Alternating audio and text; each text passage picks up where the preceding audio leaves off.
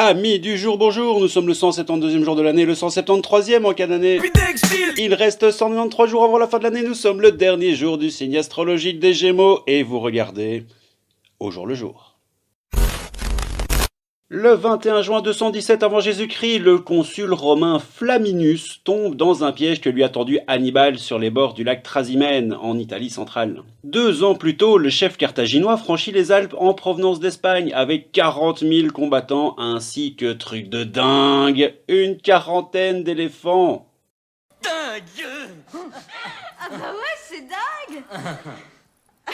Alors je sais pas trop si vous vous rendez compte, mais sur une échelle de 0 à 10, son niveau de YOLO devait clairement dépasser les 9000. It's over 9000!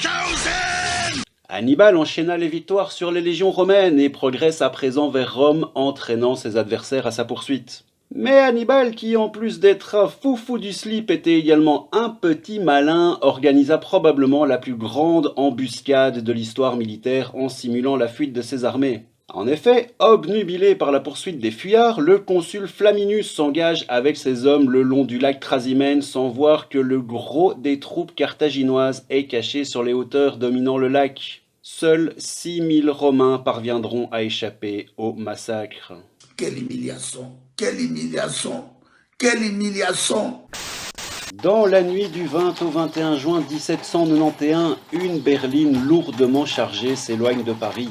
À son bord, le roi Louis XVI, la reine Marie-Antoinette, leurs 2 enfants et la sœur du roi. Mon général, le roi est parti. Parti où? Il s'est enfui avec la reine et toute la famille royale. En effet, la collaboration avec le gouvernement révolutionnaire devenant absolument impossible, le roi Louis, conseillé par le comte de Fersen, a en tête de rejoindre le quartier général du marquis de Bouillé à Montmédy, près de la frontière avec le Luxembourg. Il sait que là-bas, ses troupes sont encore dévouées à la monarchie, mais arrivé au relais de Sainte-Ménéhould, le maître de poste Jean-Baptiste Drouet reconnaît la reine et puis le roi. Comprenant que la famille royale est en fuite, il saute sur un cheval pour la précéder à Varennes.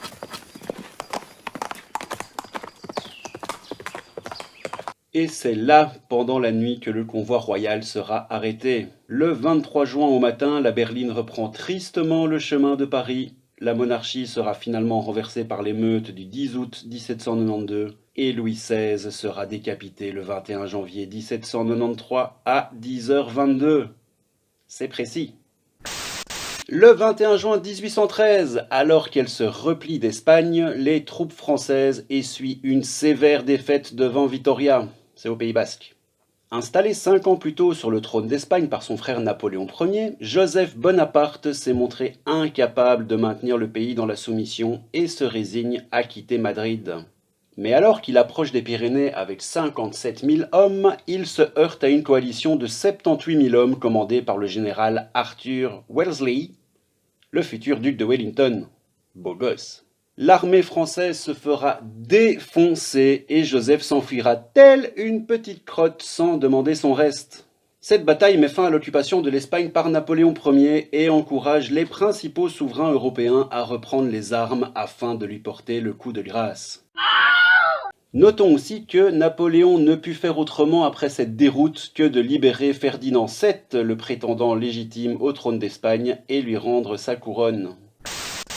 Le 21 juin 1943, la Gestapo investit la villa du docteur Dugoujon à Caluire, c'est une petite ville proche de Lyon, où se tient une réunion importante du Conseil national de la Résistance. Le chef de la Gestapo de Lyon, Klaus Barbie, a probablement été informé par l'un des participants, le dénommé René Hardy.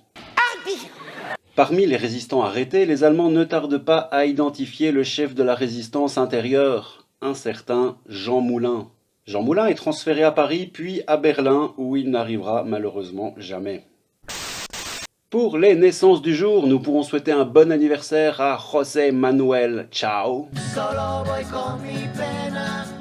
ainsi qu'à Gérard Lanvin. Il va te crever la gueule, t'arracher le ventre et... Passe-moi ça. Allô, le Turc? C'est Moltès. C'est quoi ton problème?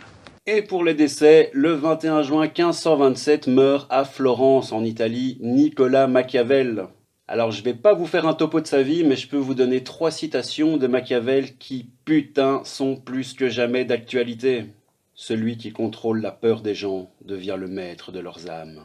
Chacun voit ce que tu parais, peu perçoivent ce que tu es. En politique, le choix est rarement entre le bien et le mal, mais entre le pire et le moindre mal. Et pour les prénoms du jour, on pourra souhaiter une bonne fête à Gonzague. Et vous ne serez plus sans savoir à la fin de cette vidéo qu'aujourd'hui, c'est la fête de la musique en France et dans plus de 110 pays du monde. Ainsi que le Go Skateboarding Day. Voilà les amis, le 21 juin c'est fini pour cette année. Je vous remercie d'avoir regardé cette vidéo jusqu'au bout. N'hésitez pas à vous abonner à la chaîne. Et je vous dis, pas à demain, à dans 2 jours. Bisous. Je vais te décapiter au nom de liberté, égalité, va te faire niquer.